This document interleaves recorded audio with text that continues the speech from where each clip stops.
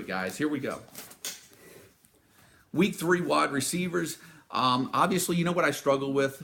We struggle with the top 3 receivers: Steve Ishmael, AJ Brown, James Washington. Who do you put at the top of the list? And I have to tell you, I wanted to put Brown at the top of the list. I really did, but you do have to have some of that security come into the equation, like I mentioned. And right now, Steve Ishmael is getting so many targets, guys, that it's hard not to put a guy at the top of the list that is going to give you 10 to 15 catches a game. So that's why Ishmael sits there at the top of the list. And I have to tell you, James Washington would probably be my number 2. And the only thing about James Washington, and this is what I'm fearful of, his yards per catch is just crazy good. But if he doesn't, if he's only going to get 3 or 4 catches a game and doesn't score a touchdown, then I'm really worried about him being my top fantasy receiver in the ranking. So I think if there's anybody that has proven themselves to be consistent and be greatly successful from a fantasy standpoint, it's AJ Brown after 2 weeks, and he's obviously Shea Patterson's go-to big play guy. And so AJ Brown sits at 2, Ishmael 1, James Washington number 3, and then Thompson, Burnett, Phillips, and Anthony Miller at number 7. We finally get a good glimpse of Anthony Miller. He's got a good defense to play this week. They play in UCLA. Memphis should do well this week, and I'm interested to watch that UCLA-Memphis game to see how the passing games unfold right there. I think a lot of emphasis is going to be put on the Memphis running game and their running backs based on what happened in week 1. But you have to remember, they played in rain. They played in bad weather. And that's why the running backs got so many carries. So I think you're going to see Ferguson and Miller connect a lot more in the passing game. But it'll still be interesting to watch the running game because Texas A&M did gouge UCLA. So you wonder if Memphis takes some of that game plan and implements it at UCLA. So that's a real interesting matchup this week from a fantasy perspective.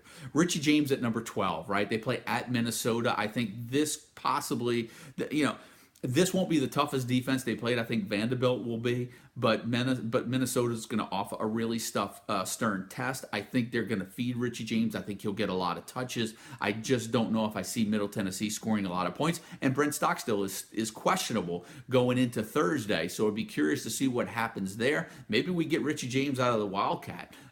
Who knows? We'll see. So let's monitor that situation leading up to the weekend. I think if you have James, you still have to put him in the lineup. The potential is just too great for a big play. And then all of a sudden we go down to number 19, Courtland Sutton. And I have to tell you, Courtland Sutton makes me nervous this week going against TCU because I'm thinking more of what happened with Courtland Sutton in week 1, not the week 2 Courtland Sutton that played North Texas. So they're playing a quality opponent. Sutton has too much talent to leave on your bench. But boy, I'm telling you, that's one that really makes me nervous right now. And number 20, Mark Chapman, Central Michigan, playing at Syracuse. Corey Willis went down. They're without tight end Tyler Conklin. Right now, if there's one player in the Central Michigan offense that's going to get the ball, it's going to be Mark Chapman. And if you got him, you've got to get him in your lineup. I think there'll be a lot of points this week in Syracuse. But then again, I thought there'd be a lot of points in Syracuse, Middle Tennessee last week. But I think the odds are very good. The odds are in your favor. You got to get Chapman in your lineup. And then all of a sudden, you got to go down to Jalen Smith. Now keep in mind, guys, once when you get to about the 26, 30 point, you start looking for those guys that have the 100-yard touchdown potential. So really, I think there's a lot of diversity in the rankings in wide receiver rankings once when you get to number 30. But there's one player that I like at 35 is Jalen Smith for Louisville. He seems to be targeted often by Lamar Jackson. I think him and Des Fitzpatrick obviously are the 2 best targets. I think Jalen Smith any other week would be ranked higher. But the fact that they're playing Clemson this week probably limits his opportunities to find the end zone. I think Jalen Smith is going to have a lot of receptions. I just don't know if we're going to find the end zone this week. That's the reason he's down there at number 35. And then number 47 and 49 on this list. Those guys have higher ceilings this week. I mentioned it a little earlier. Nevada wide receivers, Will Demps, McLean Mannix, right? I think that Nevada offense has a lot of potential this week. I think that offense is flying under the radar this week.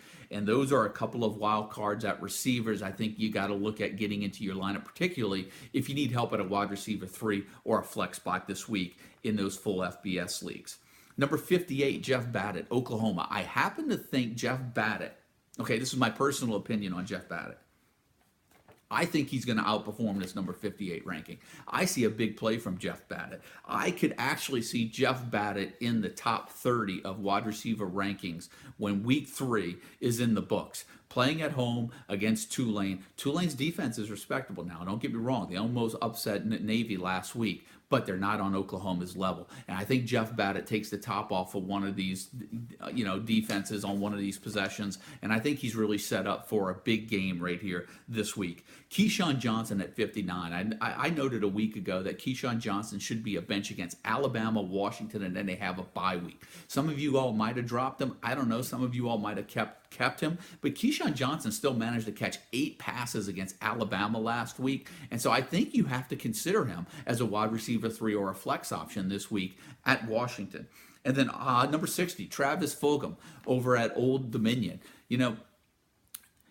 He takes over as the number 1 receiver after Jonathan Duhart goes down, and I don't think he's going to be a bad option. I actually think he's going to fill right in and be productive in that number 1 wide receiver role. I think Travis Fulgham is a wild card wide receiver play this week.